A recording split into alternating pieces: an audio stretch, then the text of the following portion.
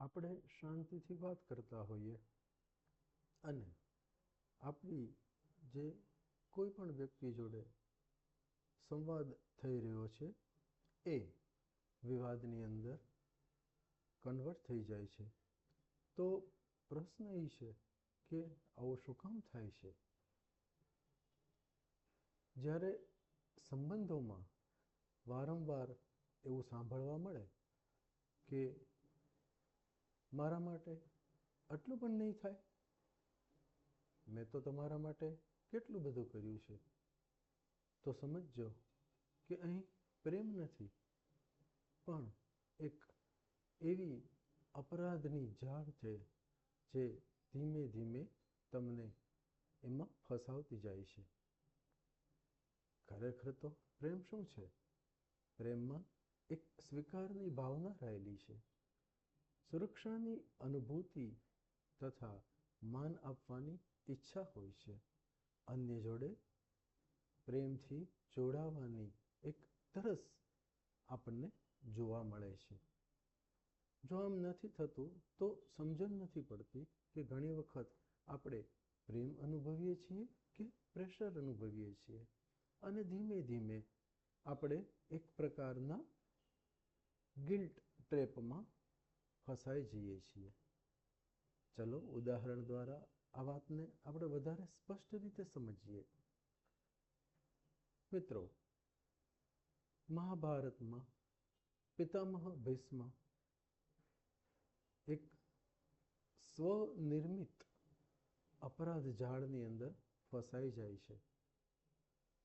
ક્યારેક એવું લાગે કે આપણે આપણા માટે નથી જીવતા, પણ અપરાધ ભાવથી આપણે જીવી રહ્યા છીએ, પ્રેમથી નથી જીવતા કે પ્રેમ માટે નથી જીવતા. તો બીજી તરફ જોવા જઈએ તો શ્રી રામજીને સીતાજી પ્રત્યે ખૂબ જ પ્રેમ હતો, તેમ છતાં તેમણે પણ પિતાની આજ્ઞાનું પાલન કર્યું અને વનવાસનો સ્વીકાર કર્યો હતો. અહીં શ્રી રામચંદ્રજીએ પણ પોતાની ફરજને વધુ મજબૂત બનાવી હતી. તો પ્રશ્ન એ થાય કે શું કર્તવ્ય માટે જીવેલો પ્રેમ સાચો પ્રેમ છે? પિતામહ ભીષ્મએ પોતાના પિતા શાંતનુ માટે ખૂબ જ ભયંકર પ્રતિજ્ઞા લીધી હતી, આપ જાણો છો, અને તેમણે રાજ્યનો ત્યાગ કર્યો, જીવનભર બ્રહ્મચર્ય રહેવાની પ્રતિજ્ઞા લીધી હતી એમણે, અને સાથે સાથે એમ કહીએ તો ચાલે કે પોતાની ખુશીનો પણ તેમણે ત્યાગ કર્યો. બીજા શબ્દમાં કહીએ તો એમ કહી શકાય કે તેમનો એક મેસેજ હતો, એક સંદેશ હતો કે હવે હું ક્યારેય પોતાના માટે નથી જીવી શકતો, કારણ કે હવે હું માત્ર ને માત્ર હસ્તિનાપુર માટે જીવીશ, અને સિંહાસન ઉપર જે બેસશે એમાં હું મારા પિતાની છબી જોઈશ. તો કદાચ એમ કહી શકાય કે પિતાની ખુશી માટે અહીં એમને પોતાની ખુશીનું બલિદાન આપ્યું. પણ મિત્રો, કહેવાય છે ને કે duty without awareness becomes suffering. તો ફરીથી શ્રી રામચંદ્રજીને યાદ કરીએ, તેમણે પિતાની આજ્ઞા માનવી જ જોઈએ, અને હું સીતાજીને છોડવા નથી માંગતો. આ એક એનો હિડન મેસેજ હતો. એમણે કર્તવ્ય પસંદ કર્યું, પ્રેમ હતો, પણ ગિલ્ટ બેઝ ડ્યુટી સ્ટ્રોંગર બની. મનમાં ને મનમાં કંઈક ખૂટતું હતું, કારણ કે સીતાજીને કેવી રીતે કહેવું કે તમે પણ મારી સાથે વનમાં ચાલો, પણ સીતાજીને પ્રેમ ખૂબ જ કરતા હતા, સામે પક્ષે પિતાની આજ્ઞાનું પાલન કરવું એ પણ એમની માટે એટલું જ જરૂરી હતું. તો સીતાજી પણ પ્રેમનું એક સર્વશ્રેષ્ઠ ઉદાહરણ છે. સીતાજીની અંદર પ્રેમ માટે સમર્પણની એક સરસ મજાની ભાવના આપણને જોવા મળે છે. હું પ્રેમથી વનમાં આવું છું. ચોક્કસ અહીંયા પત્ની તરીકે આવવું જ જોઈએ, મારી ફરજ છે. આવો એક હિડન મેસેજ છુપાયેલો છે. તો અહીં પ્રેમ માટે તપ અથવા તો આત્મ બલિદાનની અનુભૂતિ થતી આપણને જોવા મળે છે. ઘણી વખત બાળકો જોડે કેવી રીતે વર્તન કરવું તેની ઘણા બધા પેરેન્ટ્સને ખબર નથી પડતી, કારણ કે તેઓ બાળકોને સમજી શકતા નથી. અને પછી બાળક અને પેરેન્ટ્સ વચ્ચે એક તણાવ ઉત્પન્ન થાય છે. સ્વાભાવિક છે, પેરેન્ટ્સ ગુસ્સે થાય છે, બાળક કદાચ વધુ આક્રમક બની જાય છે. આનું શ્રેષ્ઠ ઉદાહરણ પણ આપણને મહાભારતમાં જોવા મળે છે.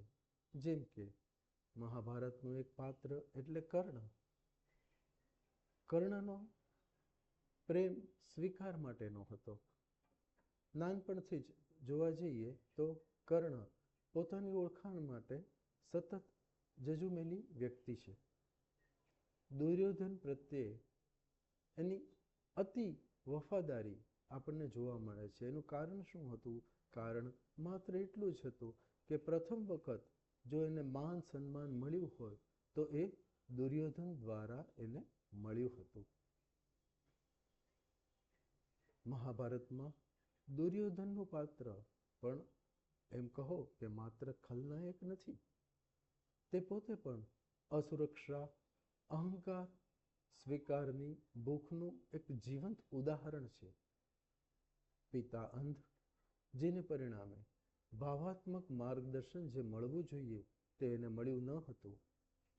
સાથે સાથે પાંડવો સાથે સતત કમ્પેરિઝન અને હું રાજા હોવો જ જોઈએ આ સ્ટ્રોંગ બિલીફ એની અંદર હતી. આવી જ અનુભૂતિ કર્ણને પણ હતી.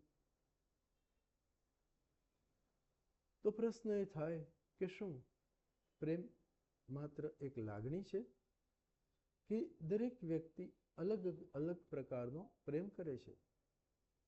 મહાભારતના દરેક પાત્ર પ્રેમ કરે છે. આમ છતાં યુદ્ધ કેમ થયું? કારણ કે આપણને પ્રસંગ નથી નડતો, પણ પ્રસંગ સાથે જોડાયેલી પીડા નડે છે. સમસ્યા પ્રેમમાં નહોતી, સમસ્યા પ્રેમના પ્રકારમાં હતી. જેમ કે કર્ણનો દુર્યોધન પ્રત્યેનો પ્રેમ,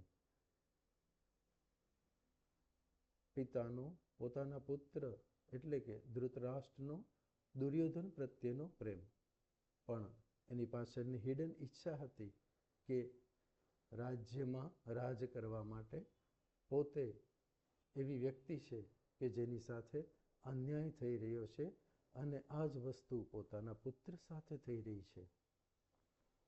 અને એટલે જ આ બધી જ ભૂતકાળની ઘટના છે એ વ્યક્તિને વર્તમાનમાં ખૂબ જ તકલીફ આપે છે.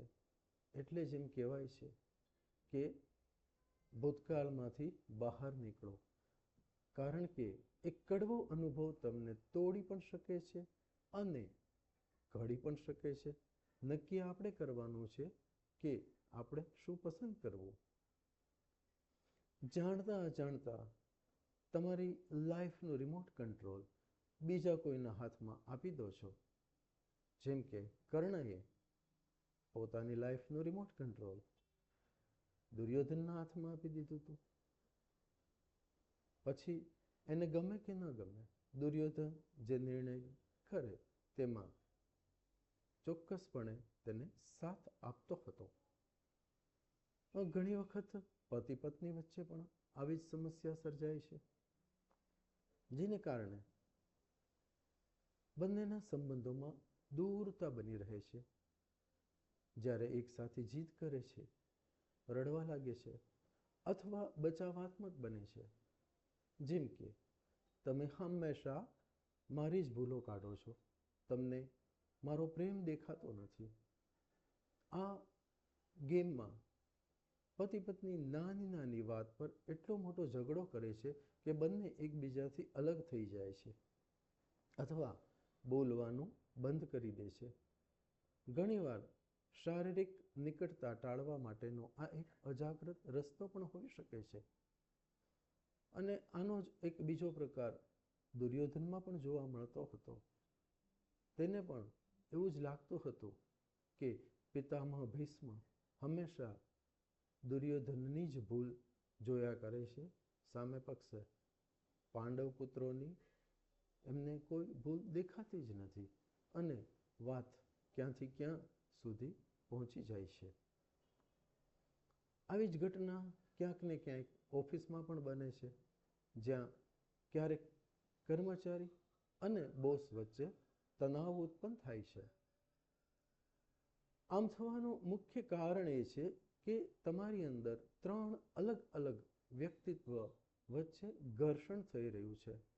બસ તો આપણે આ વ્યક્તિત્વને સમજવાનો પ્રયત્ન કરવાનો છે, જે અલગ અલગ ઈગો સ્ટેટ દર્શાવે છે. તો મિત્રો, હવે પછી આપણે રામાયણ અને મહાભારતના પાત્રોને આધારે પેરેન્ટ ઈગો શું છે, એડલ્ટ ઈગો શું છે અને ચાઇલ્ડ ઈગો શું છે તે સમજવા માટે પ્રયત્ન કરીશું. હવે પછી આવનાર વિડીયોમાં આપણે સૌપ્રથમ પેરેન્ટ ઈગોની વાત કરીશું.